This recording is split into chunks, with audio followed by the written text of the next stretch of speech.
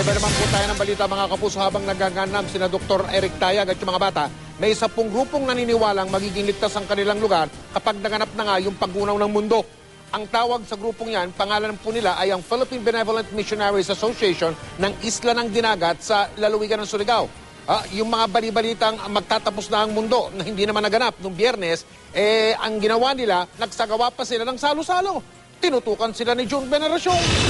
Sa liblib na Isla ng Dinagat, matatagpuan ang sentro ng grupong Philippine Benevolent Missionaries Association o PBMA. Naiiba ang grupo dahil sa kanilang mga paniniwala. May mga miyembro ang PBMA na ang Diyos ay ang nagtatag ng kanilang samahan. Si Ruben Ecleo Sr., ang tinatawag nilang Divine Master. Nitong nakarang Huwebes, ginunita ang death anniversary ng kanilang Divine Master. Kaya dumagsa ang mga tao sa San Jose, Dinagat Island. Nag-alay ng bulaklak ang mga miyembro na pawang mga nakasuot ng puti. Para sa mga miyembro ng Philippine Benevolent Missionaries Association, ito ang Holy Land. Matatagpuan dito sa San Jose, Dinagat Island.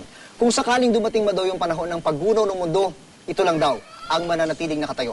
Dahil para sa kanila, ang lugar na ito ay pinuprotektahan ng kanilang Divine Master, si Ruben Ecleo Sr.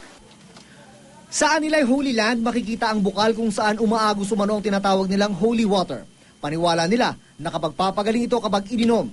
Bago mo inumin, magdasal ka muna, hingiin mo ng ang kapangyarihan ng Panginoon na sa pamagitan ng tubig na yan, kung ano ang karamdaman sa iyong katawan, pwede kayong gumaling. Maraming milagro na raw ang nangyari sa isla dahil sa kanilang Divine Master. Isa raw sa mga buhay na saksi, si Shirley Tanyesa. Napagaling daw ni Ecleo Sr. ang kanyang ama na nasiraan daw noon ng bait. Tutulog man siya ng madaling araw, pagising niya alas 8, magaling na talaga.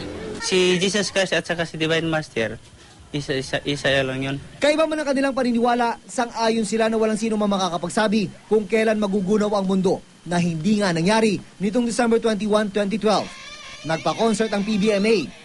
Doomsday Party ang tawag nila rito, na layong magdala ng saya at hindi takot na magtatapos na ang mundo. Ang PBMA ay nabuo noong 1965. 2002 nasangkot sa malaking gulo ang PBMA nang arestuhin noon ang kanilang leader na si Ruben Ecleo Jr. na anak ng kanilang Divine Master dahil sa kaso umanong pagpatay sa kanyang asawa ni si Alona Bacolod Ecleo. Kumandidato pa nga ito at nanalong congressman noong 2010 pero kinalaunan ay tinanggal din sa Kamara. Pero bago pa man mahatulan sa kasong parricide, nagtago na si Ecleo Jr. at isa na ngayon sa most wanted ng gobyerno. Sa kabila ng lahat ng ito, umaapila ng pag-unawa ang liderato ng PBMA. Hindi din namin mapipigilan kung ano-ano ang sinasabi ng mga tao tungkol sa samahan. But for us, ang samahan na ito is just a plain association. June Veneracion, Nakatutok, 24 Oras.